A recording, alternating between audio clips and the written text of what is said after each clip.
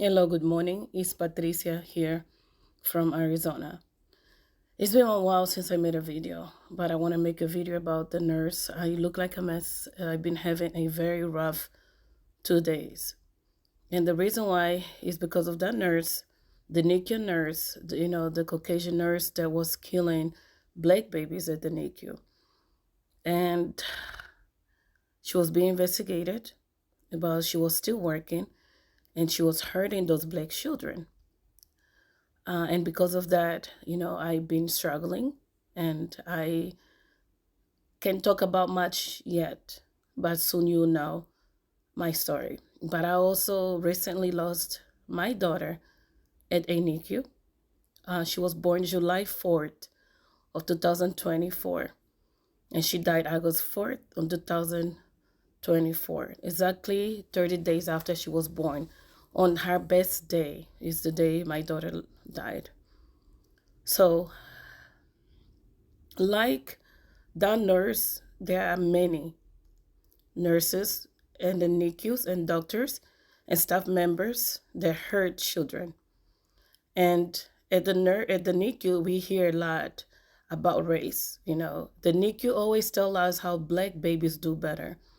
The black babies, especially girls, they do better at the NICU. But yet, studies have revealed that black babies die at a higher rate. It does not make sense. My daughter was beautiful. My daughter was strong. And my daughter always was cold, feisty.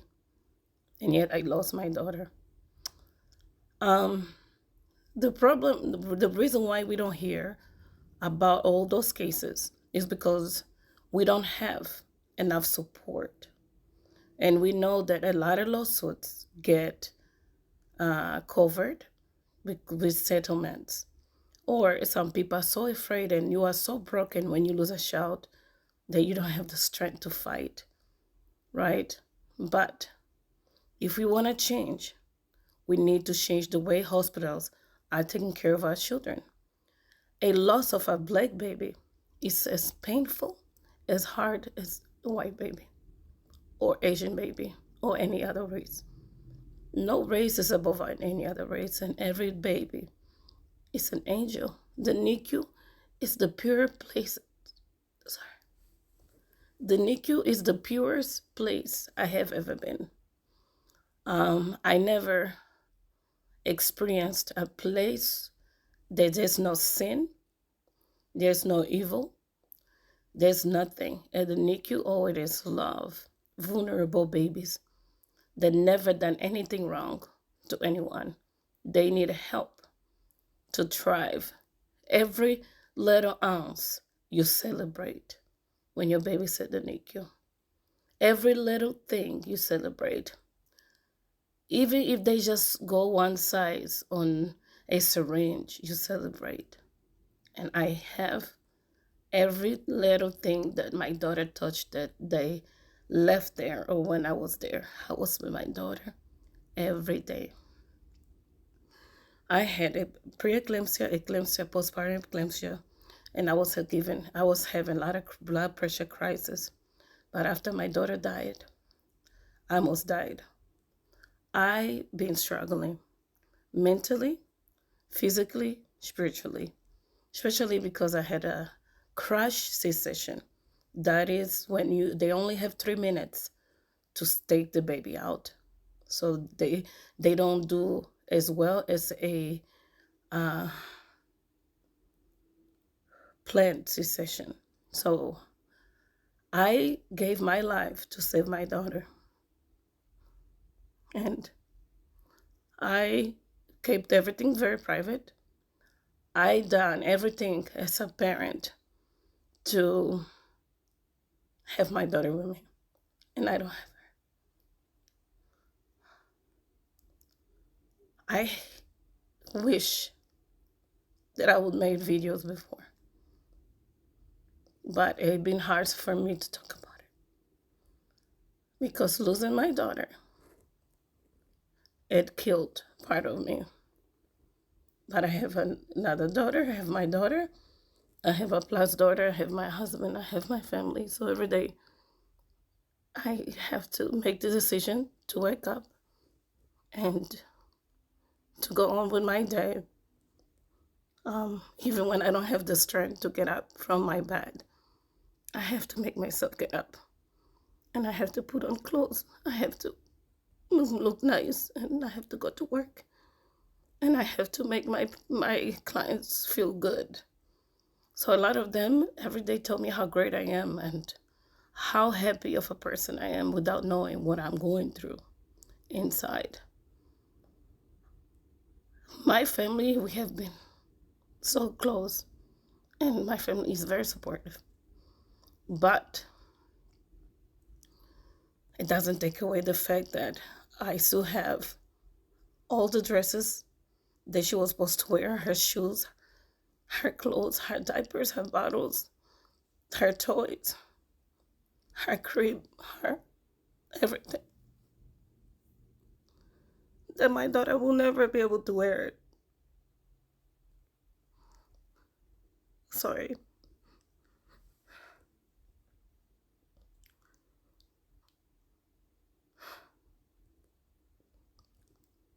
Some people have moved on with their lives, but we'll never. We're stuck.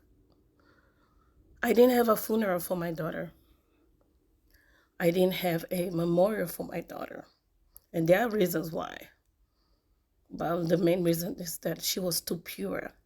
And I could not, we didn't have the strength to do a funeral, a memorial, or even to pick up my daughter's ashes. We didn't get to say a final goodbye. My husband didn't get to see his daughter for the last time. I think 2-3 months later, the funeral home finally drove an hour to our house and brought our daughter's ashes, her hair, and her stuff that she wore. And it's in my house, but we don't see it. We don't touch it. The first shower I took when my daughter died, it was like the funeral for my daughter.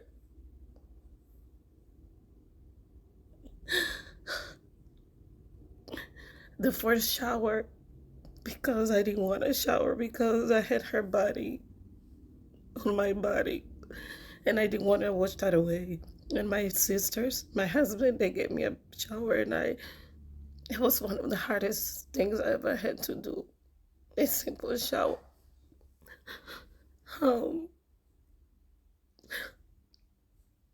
Sorry. And then I think a month ago, the funeral home brought her ashes. And that was another hard day.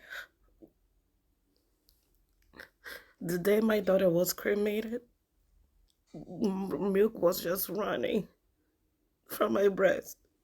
I think I still have breast milk for whatever reason. I just don't shake it anymore.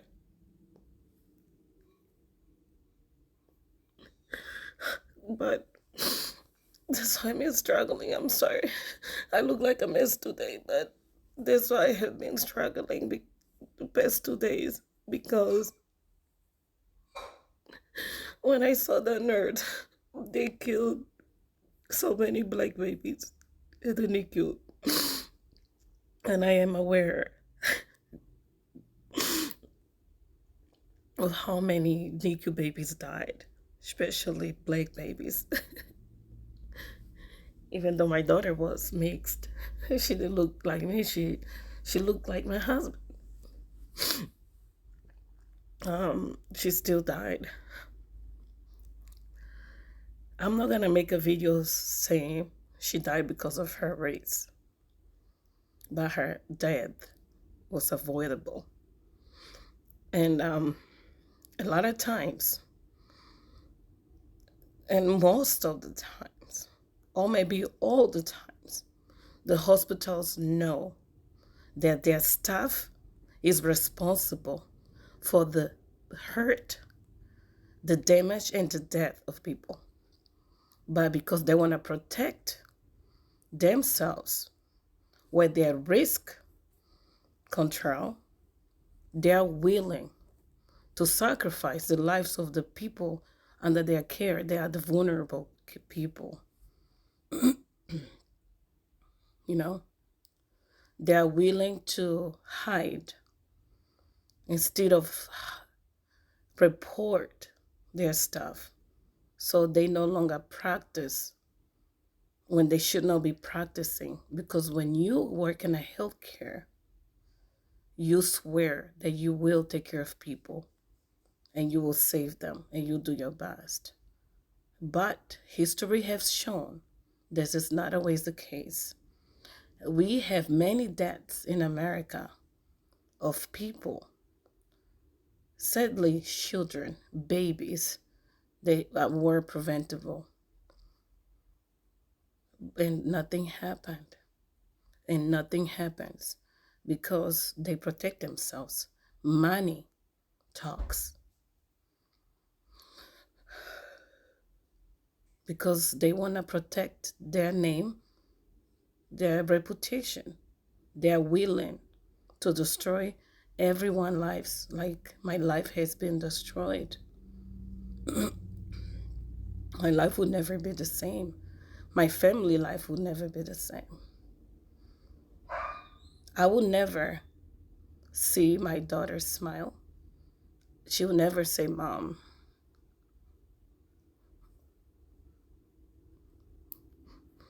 Sorry. My daughter will never say, love you. I will never hold her hands again. I will never help her walk. I will not see what she will look like when she's 1, 2, 3, 4, 7, 10, high school. I lost my daughter. So her name was Gabriella Hope. And I want us, the world, to be aware that a lot of the parents today and a lot of families grieving the loss of a loved one was preventable. And when you go to a hospital, you have to protect yourself. A lot of people, we are afraid because we think, oh, anything can be used against us. There are some laws, sadly, that protect people that do bad things. But we have to lose the fear. And we have to expose. And we have to have what it takes to show that they were wrong.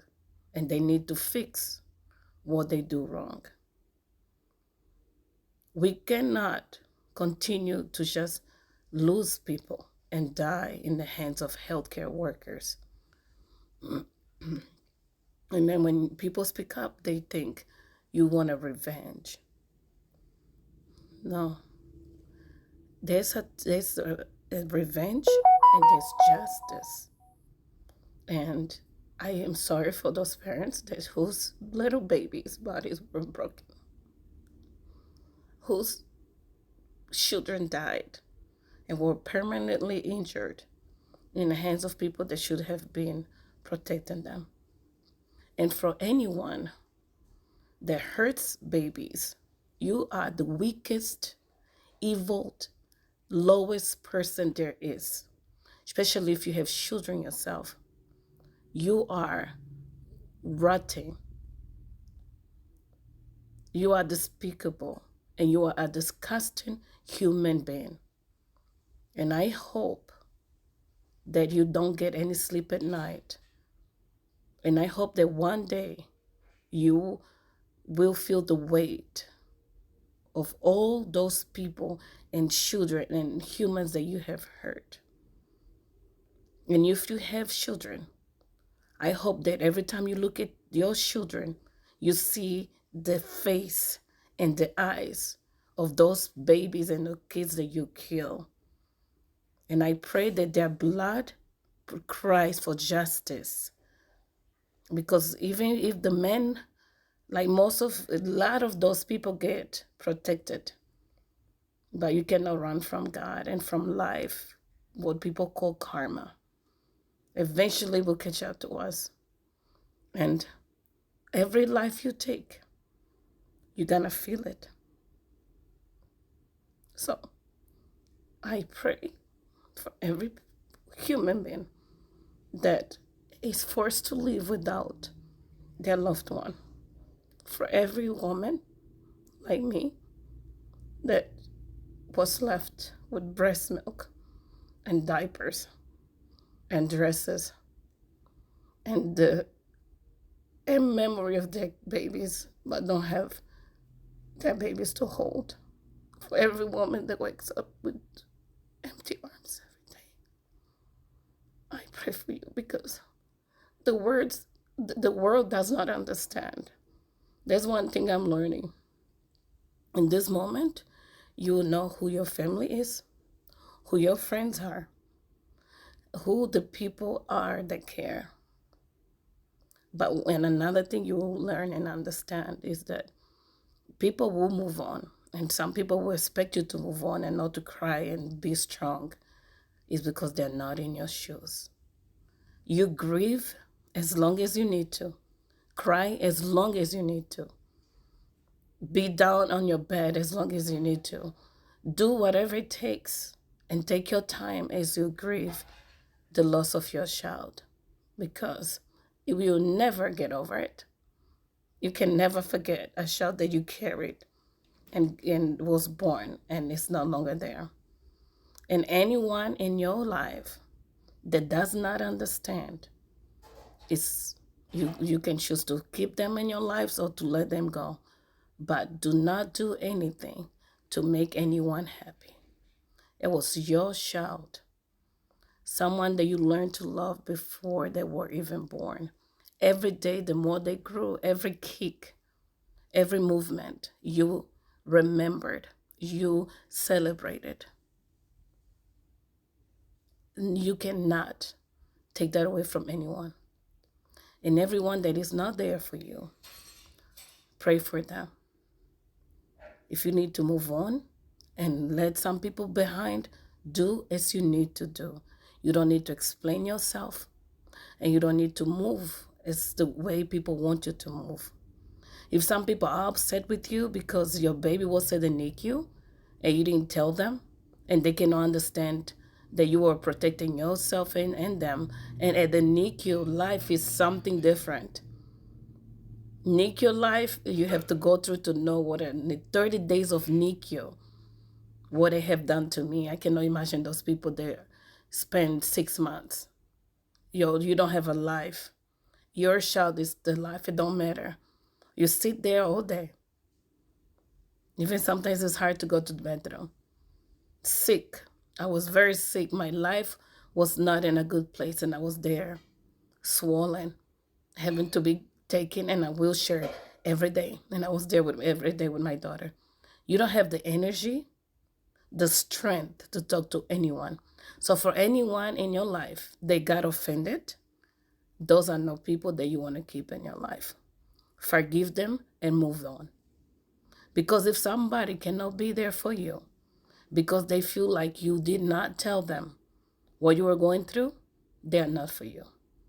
And I pray for you, and I pray for your family. I pray that you get your justice. And I pray that you get peace. Because if somebody died when they're just sick, it still hurts. If somebody died when they were not supposed to die, you don't get peace at all. And you cannot sleep. And those dreams, the dreams are horrible. The emptiness, the frustration, the pain. So, this nurse, let the justice of man and God fall upon her. I'm not a perfect person. I make a lot of mistakes. But let the world use her as an example that you should not do that to anyone, regardless of what they look like. Thank you.